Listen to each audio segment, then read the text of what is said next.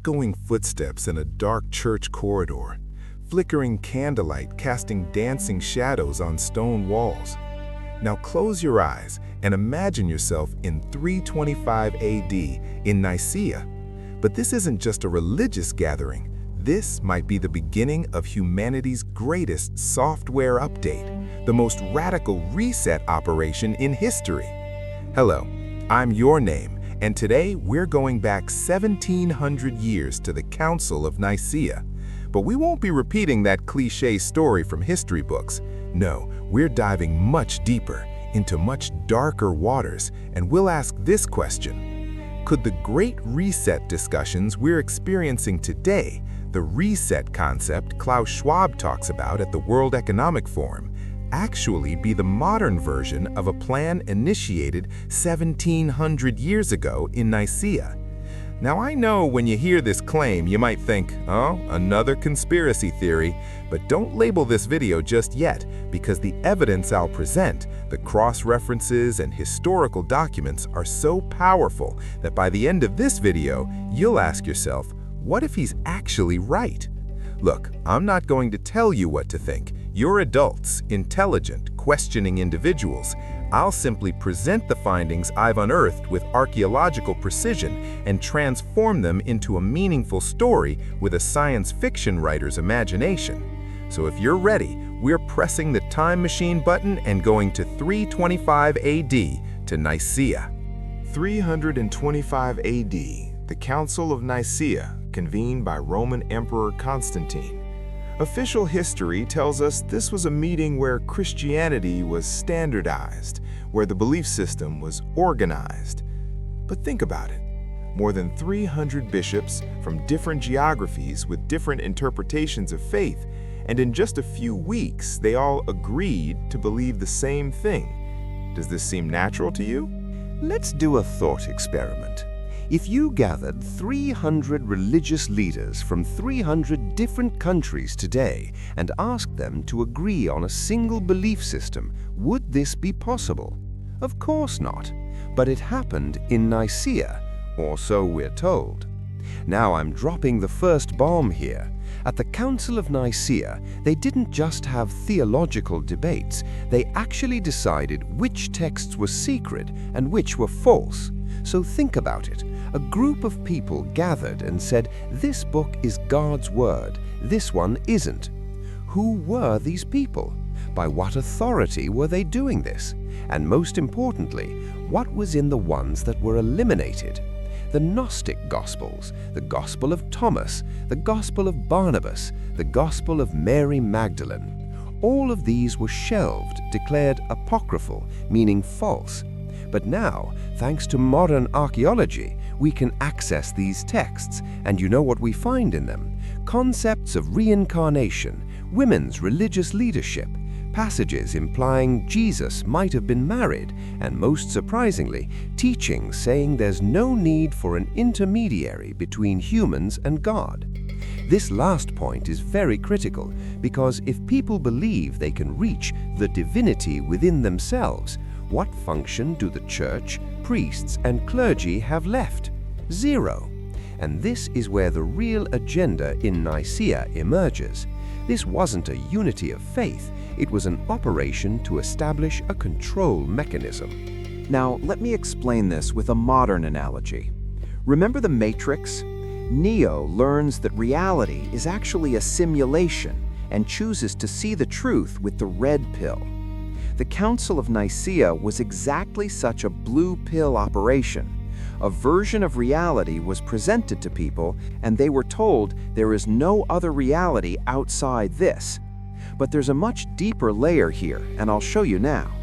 The Roman Empire was in the process of collapse in the 4th century. Economic crisis, barbarian revolts, internal conflict. Emperor Constantine needed a unifying ideology and chose Christianity. But why? Because Christianity, especially the version after Nicaea, was a perfect control tool. Obey worldly authority because this is God's will. Be patient with injustice done to you because the real reward is in the afterlife. Believe without questioning because faith doesn't involve doubt. These were all parts of the doctrine standardized at Nicaea. And this is exactly where we can build a bridge to 2024, to the Great Reset discussions, because something similar seems to be happening today. Global economic crisis, pandemics, climate change, social polarization, and in the midst of all this, calls for a new world order.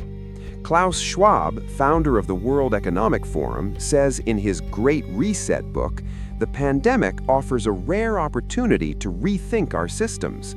Doesn't this remind you of Nicaea? A moment of crisis, a reset opportunity, and the imposition of a new system? But now, let's go even deeper, because there might be a much older, much more mysterious plan behind Nicaea. Esoteric schools that have existed since ancient Egypt, Hermeticism, Kabbalah, Gnosticism, have all taught this. True knowledge is hidden and given only to those who are ready. These schools believed that knowledge was divided into two layers: exoteric, outer, public, and esoteric, inner, secret. This is exactly what was done at the Council of Nicaea. One version was given to the public, exoteric Christianity, but the real knowledge, the real teachings were kept in the hands of an elite group. Have you ever wondered what's in the Vatican's secret archives throughout history? Why was an archive with a 75-kilometer-long shelf system kept closed for centuries? Do you know what was among the documents that emerged when Pope Benedict XVI opened some documents in 2012? Trial records of the Knights Templar, documents from Galileo's excommunication trial, and the most mysterious Latin translations of ancient texts. But which texts? The answer to this question is still secret. Now, let me make a quantum physics analogy because it will help us understand this topic. In the quantum world, there's something called the observer effect. The moment you observe a particle, its behavior changes. The Council of Nicaea did exactly this. It observed Christianity, and through the act of observation, changed it, transformed it, reshaped it. But the real question is, if Nicaea hadn't happened, what would Christianity be like today? Perhaps it could have been a system that includes reincarnation, based on gender equality, purified of dogmas, allowing each individual to discover the divinity within themselves. But it wasn't meant to be this way, because such a system couldn't be controlled. Now let me tell you another shocking historical fact. Do you know what happened after the Council of Nicaea? Within just 50 years, those who didn't accept the wrong belief began to be systematically silenced. Believers in Arianism, Gnostics, pagans, these weren't just excommunicated. Their lands were taken, they were tortured, killed. This was perhaps the first intellectual cleansing operation in history, and their methods are very interesting. First, the target group was declared heretical, then made a social enemy, and finally, physically eliminated. Doesn't this scheme sound familiar? This was exactly the method used by totalitarian regimes in the 20th century. And this is where we start to see a pattern. The Nicaea model didn't just stay in the 4th century, it became a prototype and was applied again and again throughout history. Inquisition courts, witch hunts, the massacre of the Knights Templar, imposing Christianity on Native Americans, the destruction of indigenous beliefs during colonialism. These were all different versions of the standardization project started at Nicaea.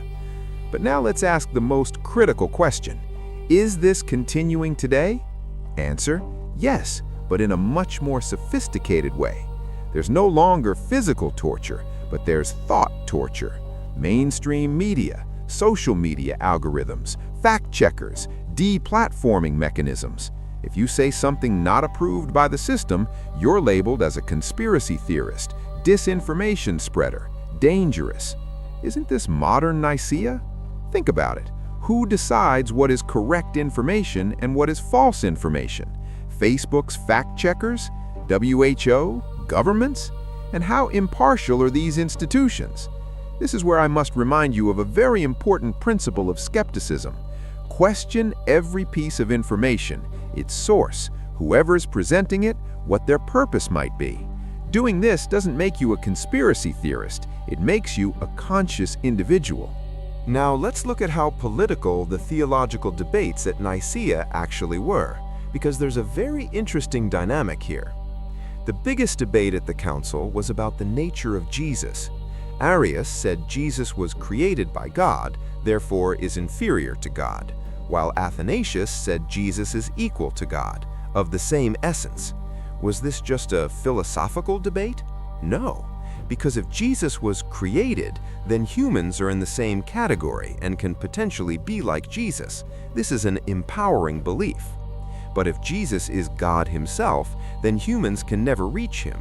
They can only beg him through intermediaries, the church. This is a controlling belief. At Nicaea, Athanasius's view won, and the Trinity doctrine was accepted. Coincidence? Of course not, because this doctrine solidified the church's intermediary role. And here's a very interesting parallel. Today we see the intermediary institutions model: central banks for money, governments for security, technology companies for information, and these intermediaries constantly brand themselves as indispensable. But what if they're not? What if individuals could build their own realities without needing these intermediaries?